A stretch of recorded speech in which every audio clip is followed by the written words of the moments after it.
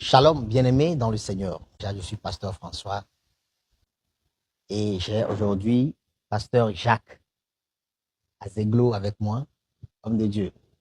Welcome. Thank you, sir. OK. Nous avons quelques questions et je vais poser les questions.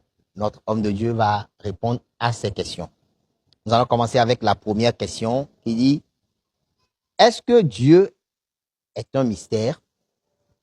Je dirais oui et non. Dieu est un mystère pour ceux qui n'ont pas la connaissance de Dieu. Et Dieu n'est pas un mystère pour ceux qui ont reçu la grâce de connaître Dieu. La première catégorie de personnes qui n'ont pas la connaissance de Dieu, c'est ceux qui ne sont pas nés de nouveau. Ils ne sont pas des enfants de Dieu. Ils n'ont pas l'Esprit de Dieu en eux. Parce que la Bible dit que c'est le Saint-Esprit qui sonde les profondeurs de Dieu pour pouvoir nous les révéler. D'abord, Jésus-Christ lui-même a été la révélation de Dieu. Il est venu nous révéler le Père. Donc, ceux qui sont sauvés, sont nés de nouveau, ont en eux l'Esprit de Dieu. Et ils ont la connaissance de Christ. Donc, Dieu ne peut pas être un mystère pour eux.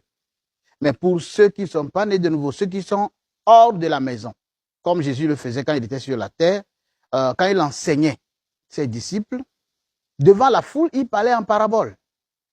Mais lorsque la foule est partie, qu'il est avec ses disciples, il prend le temps maintenant de leur expliquer. Il leur dit, c'est à vous qu'a été donné les mystères du royaume. Donc, ceux qui sont enfants de Dieu, qui ont l'Esprit de Dieu en eux, ils ont reçu la grâce de connaître Dieu, de voir les secrets cachés de Dieu. Voilà pourquoi j'ai dit oui et non.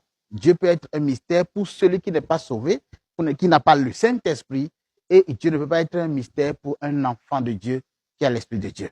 Que le Seigneur vous bénisse. Amen. Bien-aimés dans le Seigneur, vous avez écouté la réponse de l'homme de Dieu. Mettez les cœurs, partagez.